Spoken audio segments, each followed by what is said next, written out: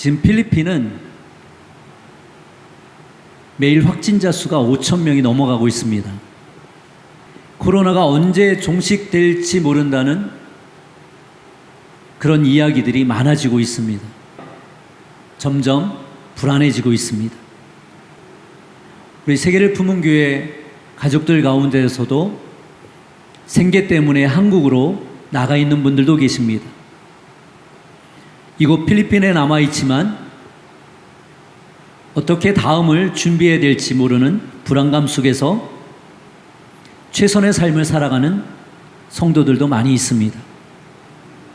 이 어려운 시기에 우리 크리스찬들은 어떻게 살아야 할까요? 지난 시간에는 열왕기하 6장 말씀을 통해서 세상 사람들이 볼 수 없는 영적인 것들이 있음을 말씀을 통해서 살펴보았습니다. 이스라엘 왕에게서는 볼 수 없었던 사실을 엘리사에게서는 볼 수 있는 눈이 있었습니다. 오늘은 열왕기하 6장 하반부에 있는 말씀과 7장 상반부에 있는 말씀을 통해서 우리가 어떻게 영적인 시력을 회복해야 될지 두 번째로 함께 말씀의 은혜를 살펴보려고 합니다. 아람 군대가 엘리사를 붙잡기 위해 도단성을 공격했습니다. 아람 군대가 오히려 엘리사에 의해 사마리아 성에서 붙잡혔습니다. 이스라엘의 여호람 왕은 그들을 다 죽이려 했지만 엘리사는 죽이지 않고 오히려 먹을 것을 주어 그들을 돌려보냈습니다. 이것이 지난주까지 살펴본 말씀이었습니다. 몇 년이 지나지 않아 아람 왕은 다시 이스라엘을 공격했습니다. 사마리아 성을 공격했습니다. 사마리아 성을 포위했습니다. 보급로를 끊어버렸습니다.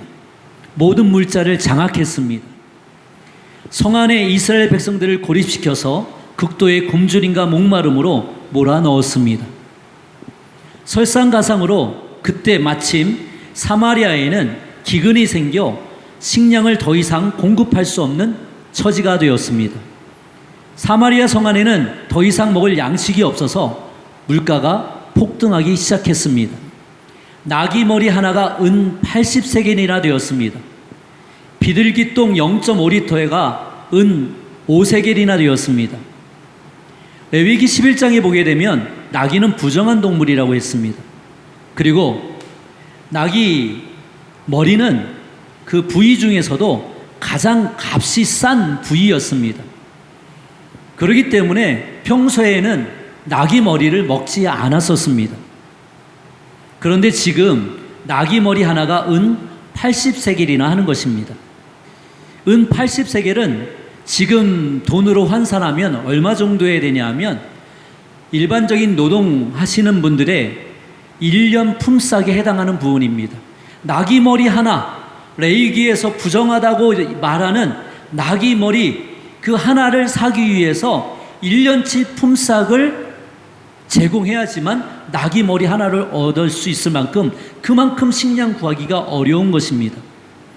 비둘기 똥은 0.5리터에 은 5세겔로 살 수가 있었습니다. 0.5리터 은 5세겔은 노동자 품삯 20일 동안에 벌 수 있는 금액입니다.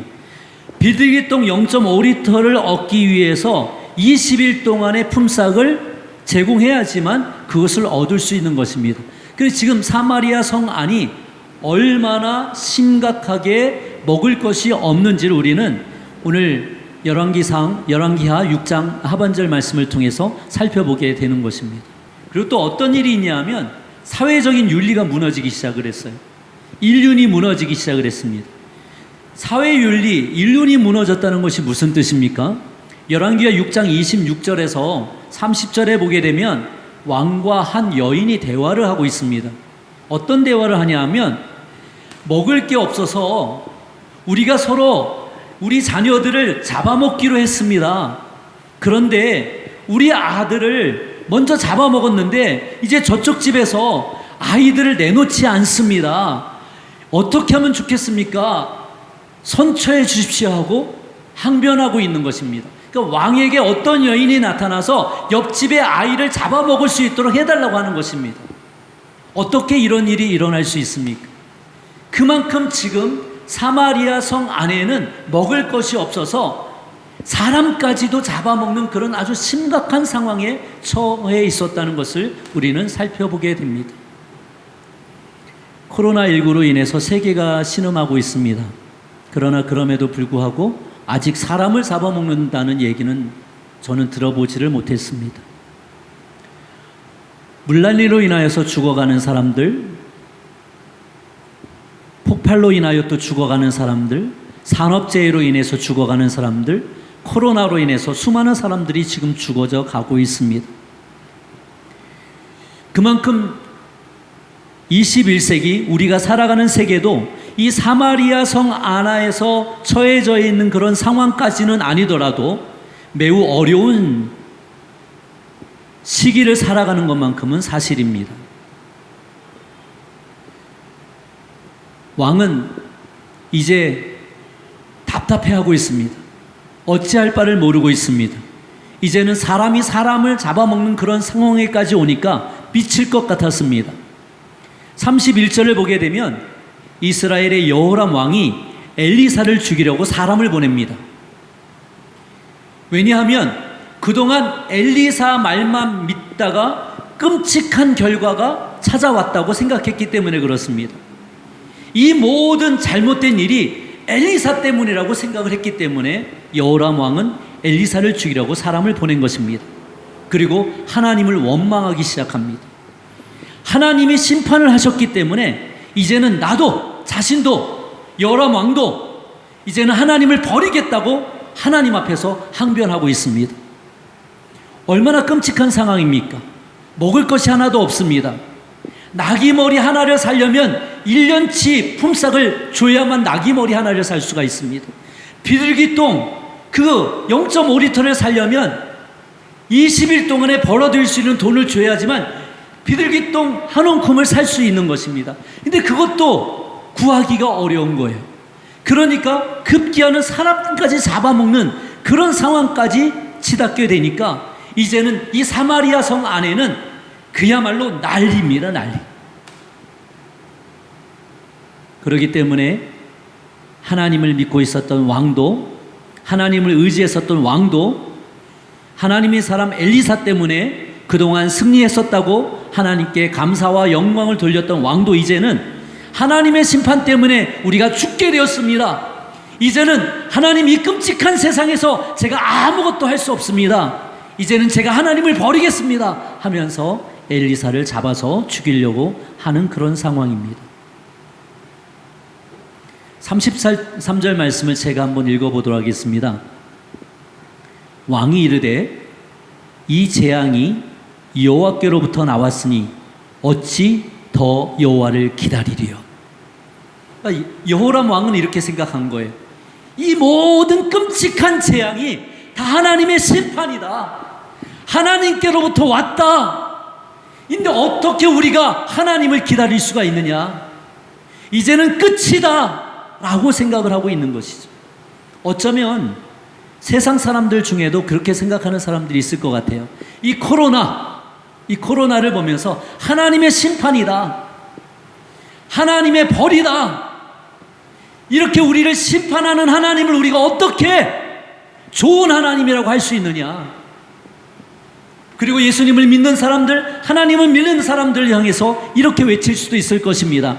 너희가 믿는 하나님이 좋은 하나님이라면 어떻게 이런 어려운 일들이 계속 일어날 수 있겠느냐? 네가 믿고 있는 하나님을 언제까지 기다리며 하나님의 축복을 기다릴 수 있겠느냐? 그렇게 세상 사람들은 이야기할 수 있을 것입니다. 아람 왕이 쳐들어올 때마다 하나님께서는 엘리사를 통해서 늘 공격 루트를 가르쳐 주셨고, 하나님께서는 위기 순간을 지나가게 하셨습니다.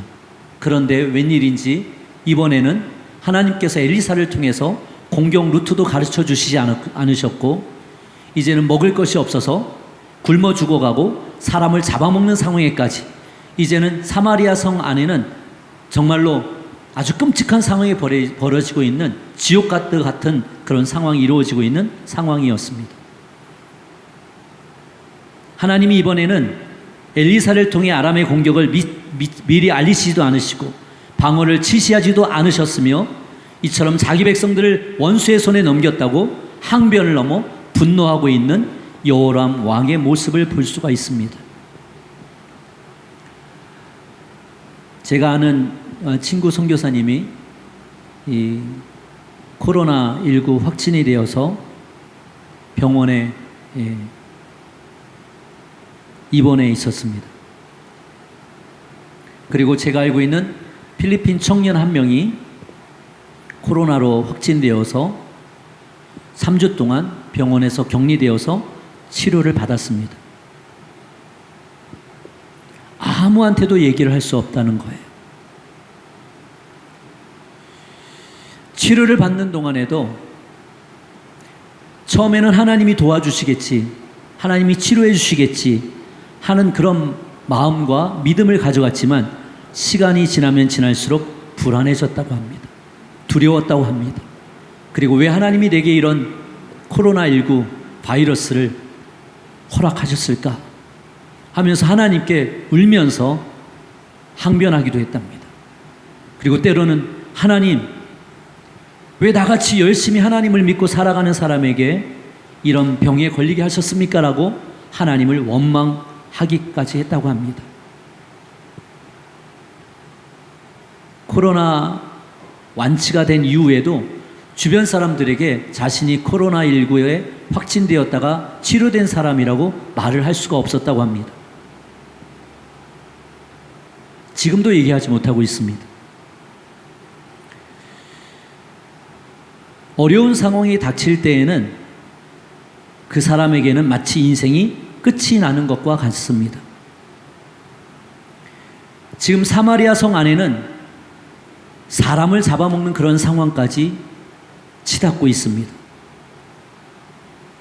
우리의 삶이 그런 것과 똑같지는 않을지라도 어쩌면 인생이 끝났다고 생각하는 사람이 있을 수도 있습니다.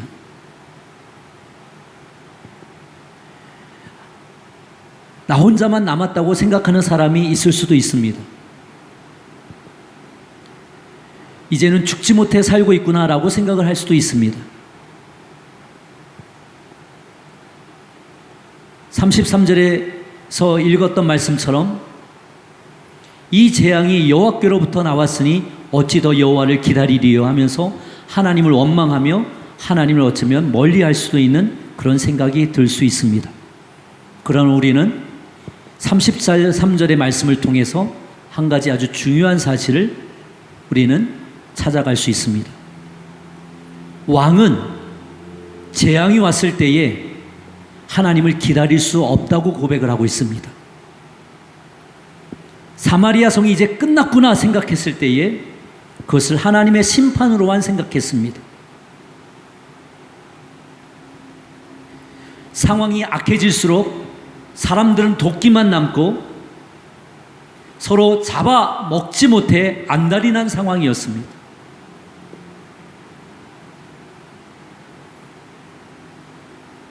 하나님께서 이 상황을 통해서 어떻게 해주실지에 대한 기대와 하나님의 도우심과 하나님의 구원을 전혀 기대하지를 못했습니다.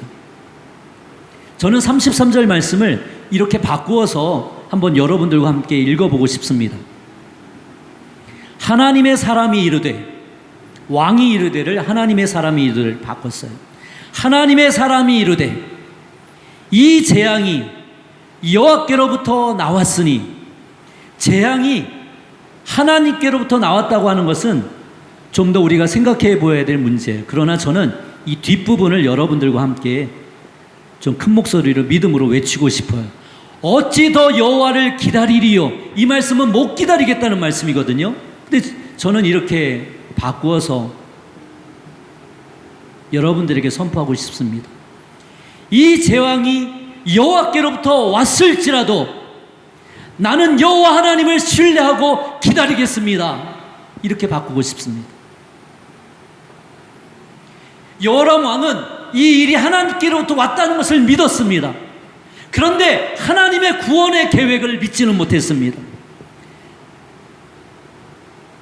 설사 우리에게 어떤 어려움이 찾아왔을지라도, 그것이 어떤 경로를 통해서 우리 앞에 닥쳐졌을지라도, 이 시간 우리는 이런 고백을 하기를 원합니다.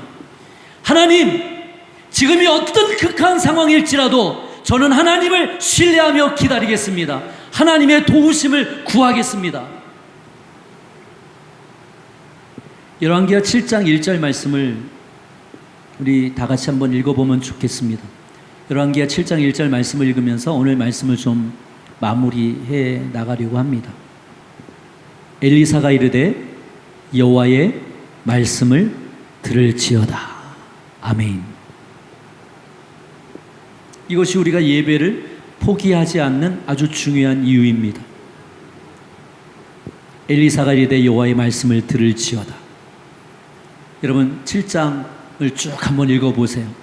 놀라운 반전이 나타납니다. 나병 환자 4사람이요 사마리아 성 안에서 이제는 우리가 죽겠구나 생각을 하다가 우리가 탈출해서 우리를 포위하고 있는 저 아람에게 가서 뭐라도 얻어먹자, 잡아 죽더라도 뭐라도 하나 먹고 죽자 하고서 아람 군대에 있는 쪽으로 갔어요. 근데 이게 웬일입니까? 아람 군대는 하나도 없고 모든 병기와 모든 물자와 모든 그런 사람들이 머물었던 것들이 그대로 있고 아람 군사들은 하나도 없는 거예요. 다 도망가 버린 거예요. 그래서 이 나병 환자 4명이 다시 사마리아 성 안에 들어와서 아람 군대가 다 도망가 버렸습니다. 그렇게 좋은 소식을 알려줘요. 그것이 오늘 말씀, 저희들이 읽었던 말씀의 한 부분이에요. 아름다운 소식을 듣고 우리가 어떻게 침묵할 수 있는.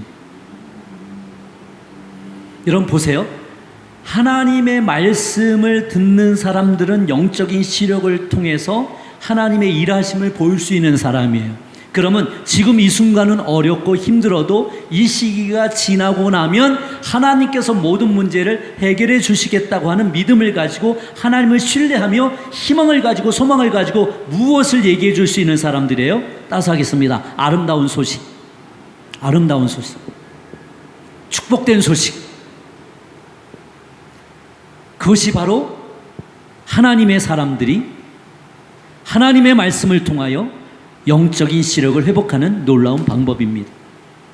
바라기는 세계를 품은 교회 성도 여러분, 어떤 어려운 상황이 있을지라도 믿음을 놓치지 않기를 예수님의 이름으로 축원합니다. 여러분들이 하나님의 말씀을 통하여 영적인 시력을 회복하는 여러분들이 되시기를 예수님의 이름으로 축원합니다. 그래서 하나님의 놀라운 계획과 기적과 같은 하나님의 역사로 말미암아서 여러분의 삶이 변화되어지는 그런 경험을 하시기를 예수님의 이름으로 축원합니다. 지난 시간에는 기도를 통해서 영적인 시력을 회복하는 그런 말씀의 은혜를 나누었습니다. 이번 주에는 하나님의 말씀을 듣고 하나님의 말씀을 읽고 하나님의 말씀을 믿고 선포하는 것을 통해서 우리의 영적인 시력이 회복되는 것을 말씀을 통해서 확인하였습니다. 8월 둘째 주일 이번 한 주간은 하나님의 말씀을 읽고 듣고 쓰고 암송함을 통해서 여러분의 영적인 시력이 회복되는 놀라운 역사가 나타나기를 예수님의 이름으로 축원합니다.